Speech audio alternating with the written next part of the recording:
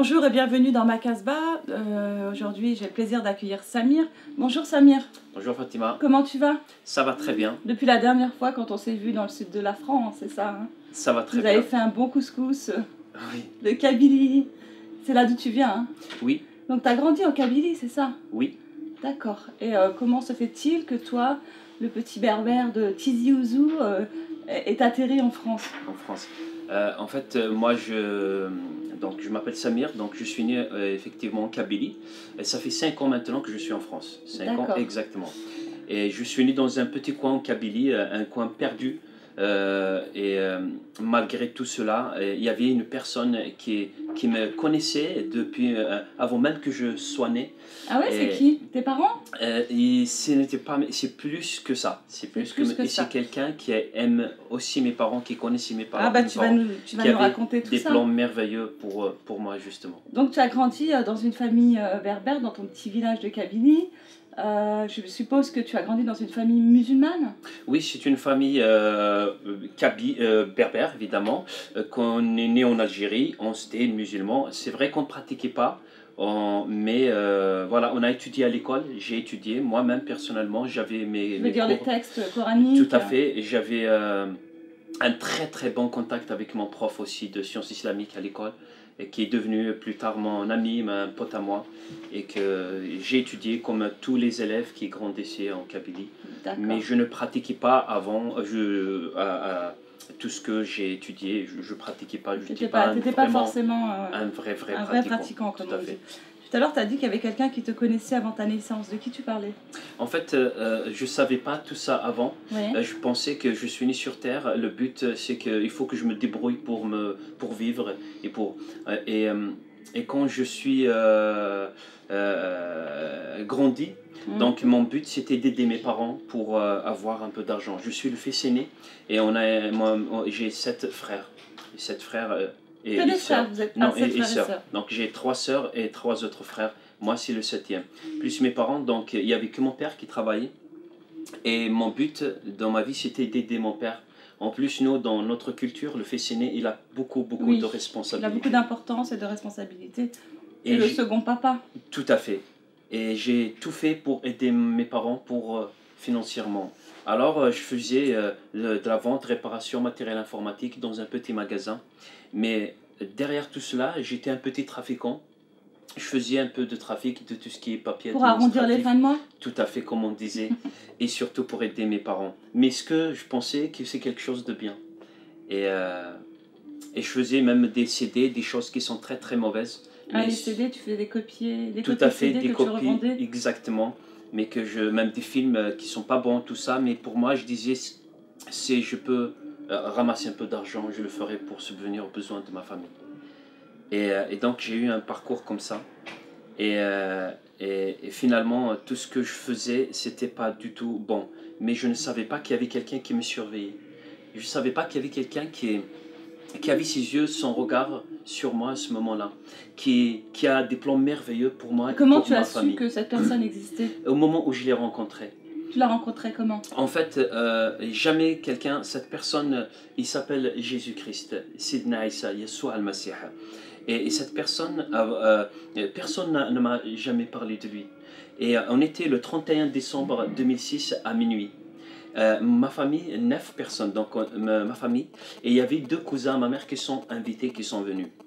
Au moment où on était autour de la table en train de rigoler pour se souhaiter le nouvel an pour qu'on rentre à l'année 2007.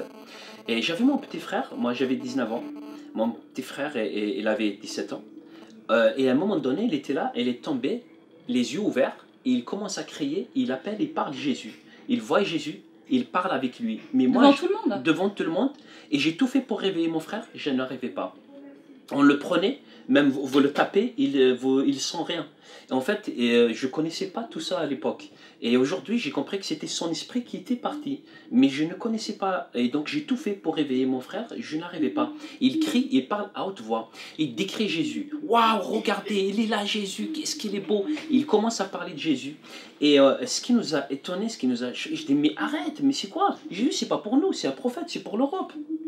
Mais il continuait. Et à un moment donné, et il a commencé à dire des choses qui se sont passées dans le secret. Et là, ça nous a bouleversés. Là, on s'est mis à pleurer. C'est-à-dire, il a révélé des choses sur Il a vous, révélé des choses votre famille? sur notre famille, sur des choses qui se sont passées dans le secret de chacun. Mais on était étonnés. Et aujourd'hui, on a compris que finalement, tout ce qu'on vivait dans notre vie, il y avait quelqu'un qui a son regard sur nous.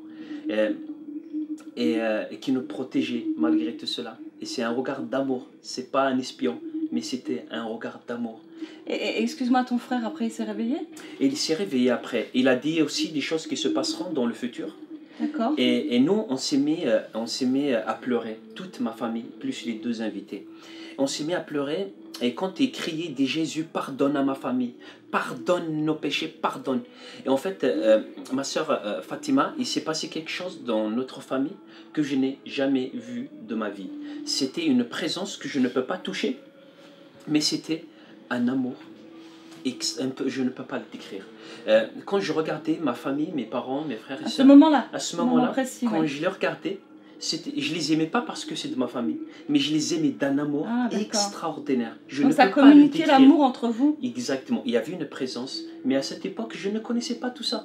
J'étais pas encore, je suis pas revenu encore à Dieu, et je ne connaissais pas tout ça. Mais il y avait un amour, je ne peux pas le décrire.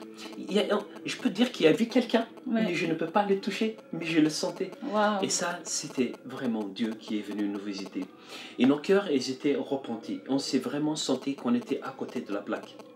Et à partir de ce jour-là, les 11 personnes sont devenues chrétiennes.